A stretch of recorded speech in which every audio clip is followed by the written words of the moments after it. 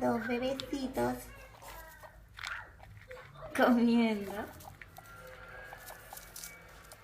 Y ese es el sonido que hacen.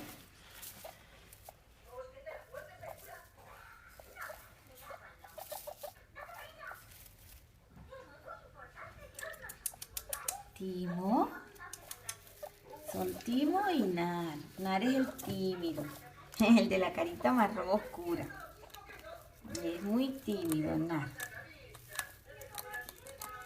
Hoy leí en internet que ellos, el heno, les gusta tenerlo así por toda la jaula. Entonces, bueno, le puse heno por toda su casita.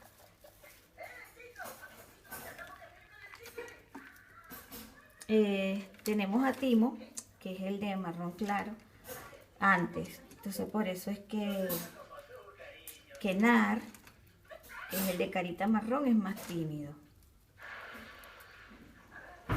Le puse tomatito, tienen una sal para morder, para un mineral que les ayuda a sus dientes. Y bueno, les pusimos heno y debajo está arena de gato, que la arena de gato es antibacterial. Y bueno, aquí les monté bastante, les puse bastante heno para que ellos ahí se escondan, que les encanta esconderse. Digan chao, mis niños. Ay, uy, lo más bello. Mira cómo posan esos bebés. Ay, que nos tienen locos. Hermosos. Ese sonido lo hacen cuando están contentos. Sobre todo Timo. Timo es demasiado inquieto. Nar es muy tímido. Ahí seguro mete la cabeza otra vez o sale corriendo. Apenas se va a tocar.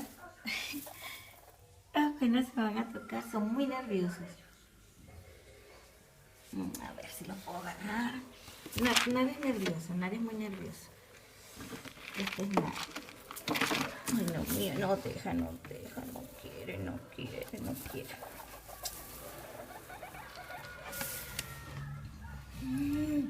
Mira lo que quería que vieran. Ahí están escondiditos. Tan bellos.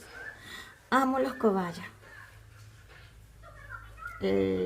No había tenido cobaya, había tenido ratones, ratas blancas, hámsters, conejos, pero nunca había tenido cobaya. Me encantan.